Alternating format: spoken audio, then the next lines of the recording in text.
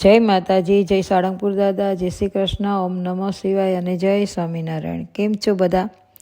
તો આજે આપણે સાંભળવા જઈ રહીશું કે પુત્રદા એકાદશી વિશે। તો આ પુત્રદા એકાદશી 2025ની પહેલી પુત્રદા એકાદશી છે અને સંતાન પ્રાપ્તિ માટે થઈને આ ખાસ રહેવામાં આવે છે। તો આ વર્ષની પ્રથમ એકાદશી ક્યારે ઉજવવામાં આવશે, પુત્રદા એકાદશીનું મહત્ત્વ અને તે તમારે કેવી રીતે વ્રત રાખવું તેના વિશે આપણે આજ આ વિડીયોમાં જાણીશું। તો પુત્રદા એકાદશી છે એ હિન્દુ ધર્મમાં એકાદશીનું ખૂબ જ મહત્ત્વ રહેલું છે અને 2025ની પહેલી એકાદશી ખૂબ જ ખાસ છે, કારણ કે આ પોષ માસના શુક્લ પક્ષની એકાદશીને પુત્રદા અથવા તો વૈકુંઠ એકાદશી પણ કહેવામાં આવે છે। એવું માનવામાં આવે છે કે આ દિવસે પુત્ર કે સંતાન પ્રાપ્તિ માટેના એકાદશીના ઉપાય કરવાથી સફળતા મળે છે અને હિન્દુ ધર્મમાં દરેક તિથિ અને દરેક વ્રતનું અલગ અલગ મહત્ત્વ હોય છે। વર્ષમાં 24 એકાદશી ઉપવાસ કરવામાં આવે છે અને એકાદશી વ્રત મહિનામાં 2 વાર રાખવામાં આવે છે, એક કૃષ્ણ પક્ષની અને બીજી શુક્લ પક્ષની। એવી માન્યતા છે કે એકાદશી તિથિએ વિશ્વના રક્ષક ભગવાન વિષ્ણુ અને માતા લક્ષ્મીની વિશેષ પૂજા કરવાથી વ્યક્તિને ખૂબ જ શુભ ફળ મળે છે તેમજ તમામ મનોકામનાઓ પૂર્ણ થાય છે। આ દિવસે વ્રત કરવાથી અનેક ફળ મળે છે અને પોષ મહિનાના શુક્લ પક્ષની એકાદશી ક્યારે છે?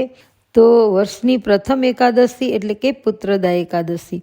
આ તિથિ 9 જાન્યુઆરીએ બપોરે 1 અને 12 વાગ્યે શરૂ થશે અને બીજા દિવસે એટલે કે 10 જાન્યુઆરીએ બપોરે 12 અને 43 કલાકે સમાપ્ત થશે અને આ તિથિ ઉદયા તિથિ અનુસાર રાખવાની હોવાથી પુત્રદા એકાદશીનું વ્રત છે તે 10 જાન્યુઆરીએ જ રાખવામાં આવશે। આ એકાદશીને વૈકુંઠ એકાદશી પણ કહે છે, માટે તમામ લોકો કે વૈષ્ણવ હોય, સ્વામિનારાયણ હોય, શંકર ભગવાનને માનતા હોય અથવા અન્ય કોઈ પણ ધર્મના લોકો કે હોય તેમણે એકાદશી છે તે 10 તારીખે રાખવાની રહેશે।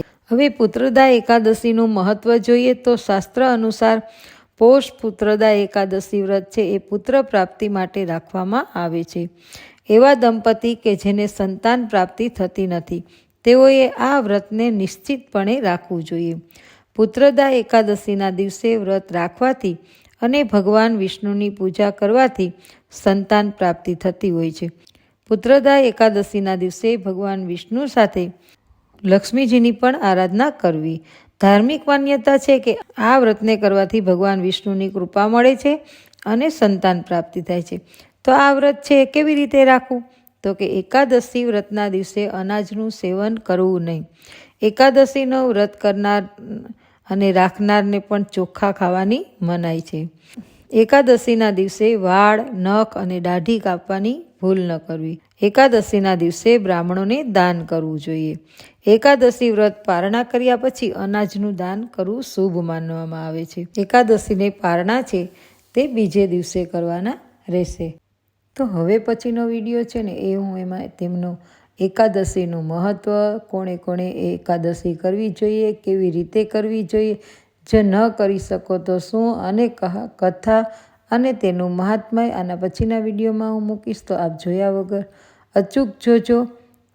અને મારી એક બીજી પણ ચેનલ છે જે દમુસ કિચન, તેમાં પણ આપ જરૂરથી આંટો મારજો।